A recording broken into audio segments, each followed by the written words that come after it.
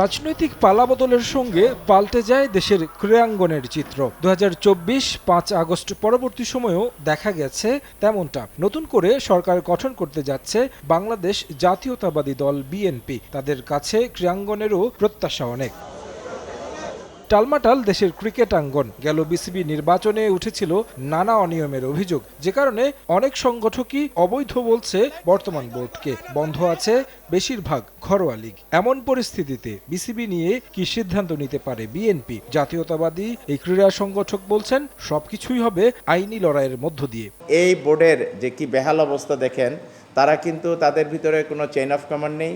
তাদের ভিতরে প্রায়শই মারামারি হয়, হাতাহাতি পর্যায় পর্যন্ত গিয়েছিল, এবং এক একজন এক এক সিদ্ধান্ত নেয়, এক একজন এক এক রকম কথা বলে তাদের এই ক্রিকেট অঙ্গনকে একেবারে একটা বিশৃঙ্খলার ভিতরে ফেলে দিয়েছে, যেটার ফলশ্রুতিতে আমাদের ডোমেস্টিক ক্রিকেট লিগের কী অবস্থা আপনি দেখেন।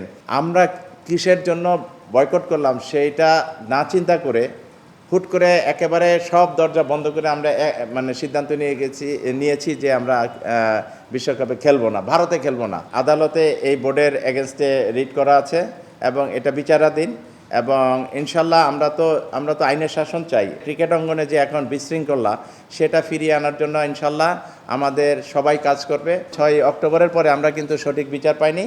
আমরা এখন চেয়েছি যে সঠিক বিচারের অপেক্ষায় আছি, এবং এটা আদালতেই ফয়সালা করবে এই ভোটের ভবিষ্যৎ। অনেকের ধারণা ছিল বিএনপি সরকার গঠন করলে ক্রীড়ামন্ত্রী হবেন সাবেক ফুটবলার আমিনুল হক। তবে ভোটের লড়াইয়ে হেরে গেছেন তিনি। বিএনপিতে ক্রীড়া সংগঠক আছেন আরও বেশ কয়েকজন। যদিও ক্রীড়াঙ্গনে আমিনুলের অবদান স্মরণ করে তার উপর এখনও ভরসা রাখছেন অনেকে। বাংলাদেশ জাতীয়তাবাদী দল ক্রীড়ামন্ত্রী নিয়োগের ক্ষেত্রে ভুল করবে না, কারণ যারা ক্রীড়ার সাথে সংশ্লিষ্ট আছে এবং খেলাধুলাকে আরও এগিয়ে নেওয়ার জন্য অনেক শ্রম দিতে পারবে, পরিশ্রম করতে পারবে, তার মেধা কাজে লাগাতে পারবে, এই ধরনের একজন ব্যক্তিকে খুঁজে বের করবে। এটা ডেফিনেটলি আমাদের আমিনুল অনেক কাজ করেছে ক্রীড়াঙ্গন নিয়ে, এটার বিকল্প নেই।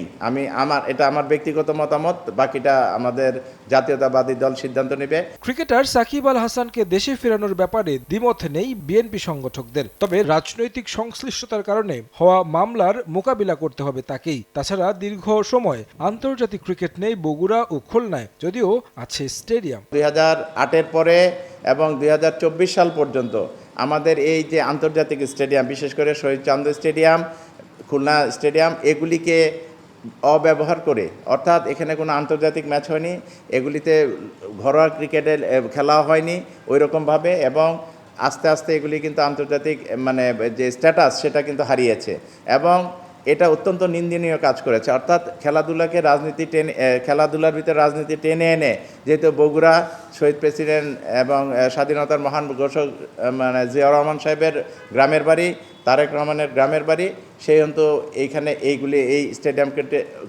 স্টেডিয়ামটিকে অকার্যকর করা হয়েছিল। পাশাপাশি খুলনা স্টেডিয়ামকেও কিন্তু অকার্যকর করা হয়েছিল। সাকিব একজন বিশ্ববরেণ্য ক্রিকেটার, আমরাও চাই সাকিব দেশের হয়ে খেলুক, কিন্তু আনফর্চুনেটলি সে কিছু কাজে এমনভাবে লিপ্ত হয়েছে যেটার কারণে ইন্টারিম গভর্নমেন্ট থাকাকালীন সময় সে আসার সাহস পায়নি, এবং ভবিষ্যতেও সে আসবে কিনা এটা তার ব্যক্তিগত ব্যাপার। কারণ আমরা আইনের শাসনে বিশ্বাসী, বিচার ব্যবস্থার স্বাধীনতা আছে।